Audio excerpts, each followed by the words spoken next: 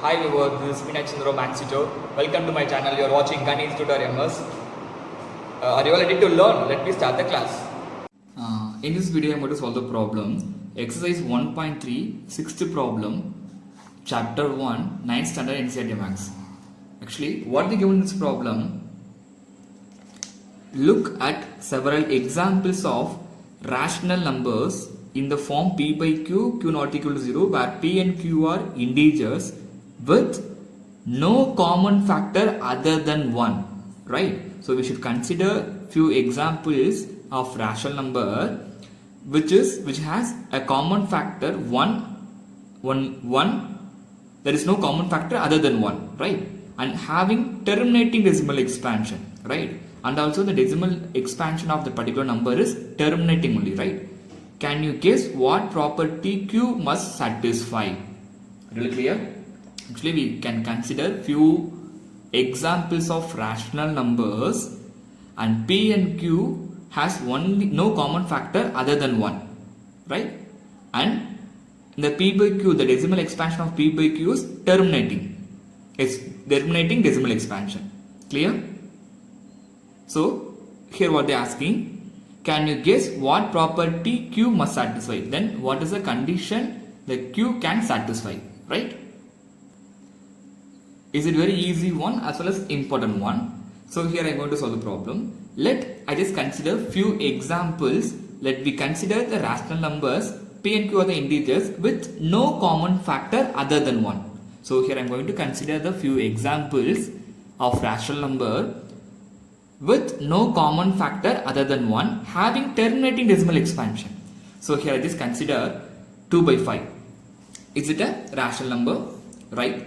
So the decimal expansion 0.4. You just divide it and find it 0.4. Now you can tell me the common factor is 1. Other common factor only 1, right? Other than no common factors. Other than 1 there is no common factor. So it is terminating decimal expansion. Next I am considering here 3 by 2. The decimal expansion 1.5. So the common factor is 1, it is terminating. Clear? Next 7 by 8. The decimal expansion terminating, the common factor of p and q, that is only 1. Right? Common factor is 1. So 7 by 10, 0.7. The common factor is 1 and terminating. Are you all clear? So likewise you just consider the few examples.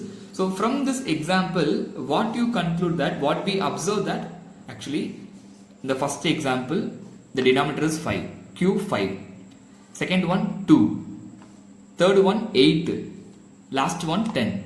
So now we can, now what do you observe from this? Maybe the denominator is 5 or power of 5, right? 5 or power of 5 or 2 or power of 2, right? Otherwise multiplication of 2 and 5. For example here 10, so 5 2s are 10.